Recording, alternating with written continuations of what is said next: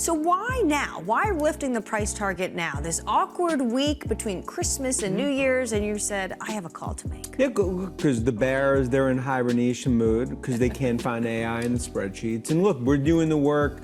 What we see across the Asia supply chain, I mean, we're seeing strength not just into December, what I believe is going to be ultimately a record year. Dan highlights the growing excitement around AI as the industry shifts from hype to real-world applications. Key players like Nvidia and Apple are driving innovation, with Nvidia's anticipated GPU advancements and Apple leading a consumer AI revolution through hardware and software integration.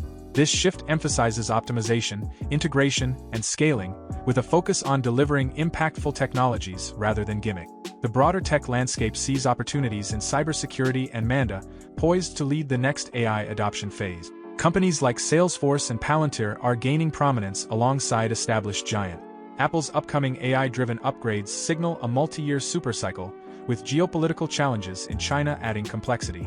Finally, Dan underscores AI's transformative potential across industries. Leaders like Mark Benioff are pushing groundbreaking projects, marking a pivotal moment in the AI revolution. The focus now is on delivering meaningful advancements that will shape the future of technology and global market.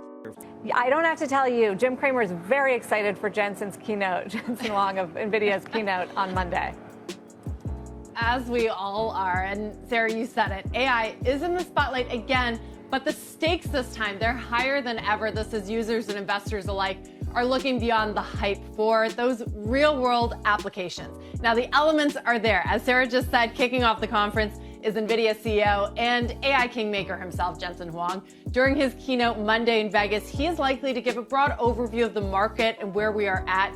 Industry watchers, they're expecting a key GPU upgrade with the RTX 5000 series. That's based on the new Blackwell architecture that you've likely heard a lot about. NVIDIA shares are up nearly 7% over just the last session and a bit in anticipation of that keynote. Now, for the industry at large, the pressure is on for actual use cases like agents and devices beyond smart toasters and smart refrigerators, which seem to have become a staple of CES. People want more, though, especially as last year's high-profile AI releases, they ultimately underwhelmed. There was the R1 device from Rabbit and the Humane Pin. I don't know if you remember those, but both of them flopped. AI PCs, they were everywhere too, but shipments dipped last year, and lackluster growth for the PC industry is expected this year. Now, adding to this sense of urgency is a trend that we talk about often on Tech Check. This idea that advancements in large language models are shifting. The market now in a digestion phase where the focus has moved from raw innovation in those LLMs to integration, optimization, and scaling. Investors, they're becoming increasingly wary of ballooning costs tied to bigger and better models. They're looking for ROI in applications. We're better to look than CES. Another key battleground is agents, AI that is capable of thinking and acting on its own to complete tasks.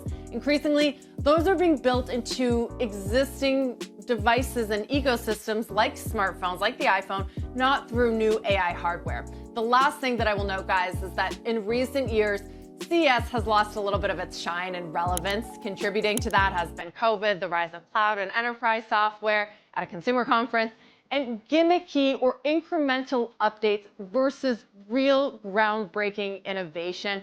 So this year's really an opportunity for CES to revive its role in the age of AI as we get closer to those killer apps. We're still looking for them though. So CES, hopefully will showcase at least where some of those are heading. The bears can't see AI in the spreadsheets. That's how, they hated Palantir as a teenager earlier this year, despises a senior citizen living in Delray Beach at 83. But it's just the beginning now of what I view as the software age in AI.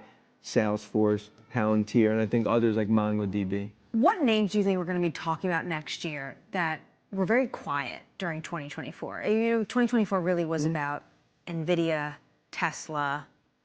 What do you think will be the names of 2024? Yeah, I think those continue to lead in terms of my view for large cap tech. I think up 25% 2025.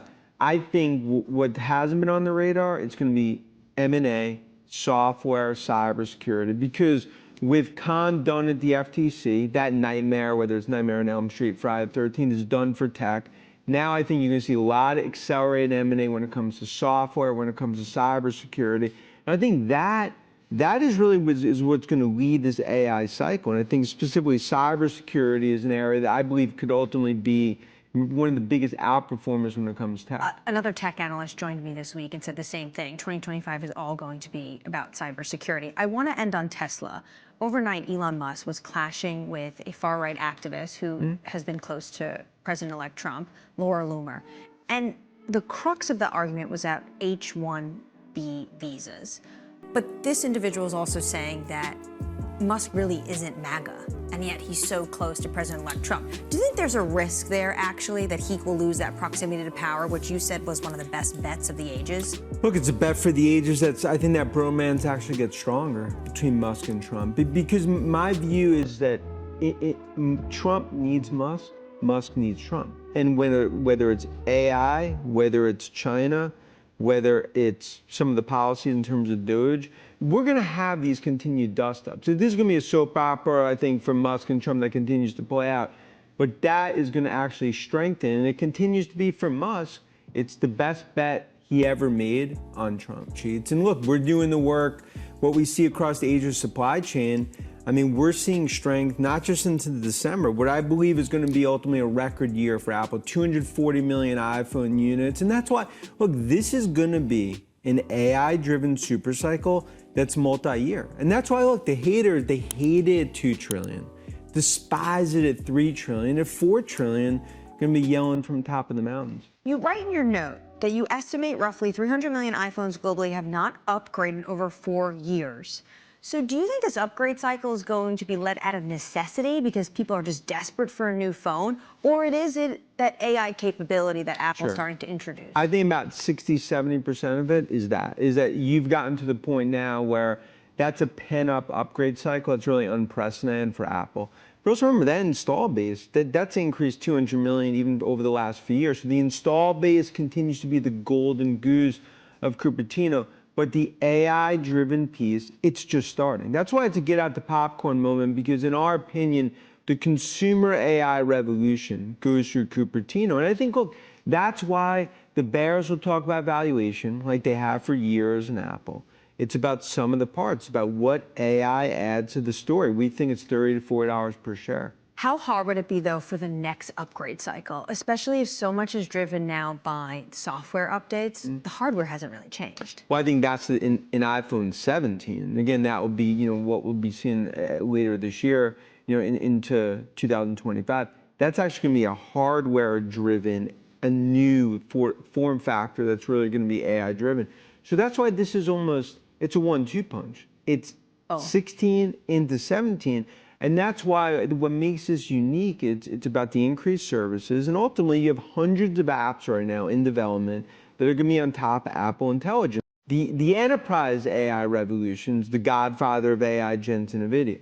The consumer AI revolution goes through Cupertino. And I think that's why we could see 4 trillion potentially, today or Monday. One potential difficult spot, or is a difficult spot, is China. How are you thinking about China, especially with the fact that Apple needs to partner with a local company to introduce all of this? Sure.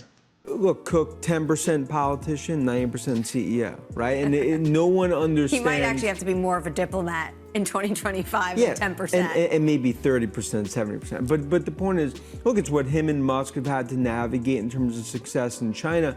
But what I love about the cycle, that probably gets announced from the Chinese partner early in 2025. It gets rolled out in April. So the China upgrade cycle in terms of AI coming to China, that's when it happens in April. And this is just the beginning of a multi-year AI cycle that plays out from Apple. You also talk about Palantir and Salesforce in your note. I recently spoke to Mark Benioff about Agentforce and this new iteration they introduced of Agentforce. And he said it's the most exciting thing he's worked on in his entire career. Is that why you're so excited as well about this? And for context, I mean, Benioff, Mount Rushmore of tech, right? But it speaks to our view. It's 10 p.m. in this AI party that goes to 4 a.m. And behind the velvet ropes, Benioff wanted to see his name's on the list. Now, all of a sudden, he's on the dance floor. Software is let in. Now, already on the dance floor from a use case perspective is the Messi of AI, Palantir.